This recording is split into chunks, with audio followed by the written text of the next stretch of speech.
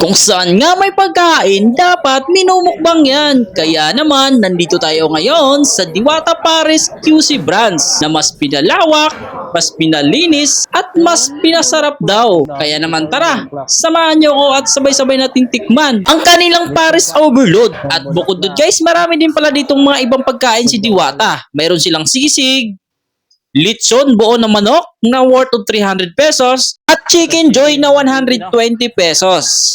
At ayan na nga mga kamukbang, napa-order na tayo ng kanilang Paris Overload. So guys, order tayo dito. Dito yung try natin dito yung lechon Paris Overload.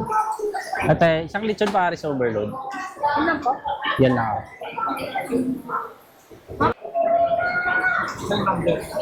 Ito lang po sa drinks, ito po sa pagkain. Saan ako pipila dito? Dito. Okay. Sa pagkain. Sa drinks. Saan ba yung drinks banda? Dito lang mismo. Hi vlog, welcome to my Oh, di ba? Hi vlog, welcome to my guys. O yan, tinuruan na ako ni ate. Pero yung guys, yung Paris Overload. Ang sabaw ni Diwata. Shoutout. Ayun, shoutout doon sa tropa niya. Dito yung soft drinks area.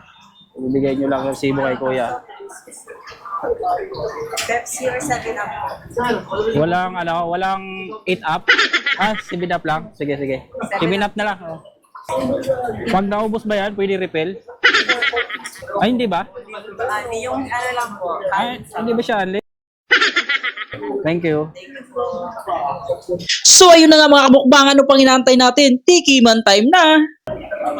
So what's up guys? Ayun, titikman na natin yung ating in-order na Paris Overload, 100 pesos, QC branch. Oh. Sabaw muna. So okay naman yung lasa ng sabaw. May nalasahan ako at may naamoy akong tanglad. Siguro baka naglagay sila ng tanglad, pampabango. At syempre titikman naman natin yung laman, yung chicharon bulaklak. Pagdating sa chicharon mga kamukbang, okay din naman yung lasa, crispy. At syempre titikman din natin yung lechon kawali. Lechon kawali.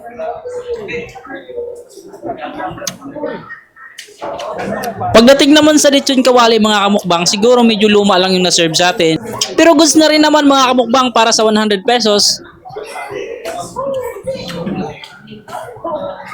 So paano ba yan mga kamukbang? Hanggang dito na lang yung aking vlog. Bye bye! See you on my next vlog!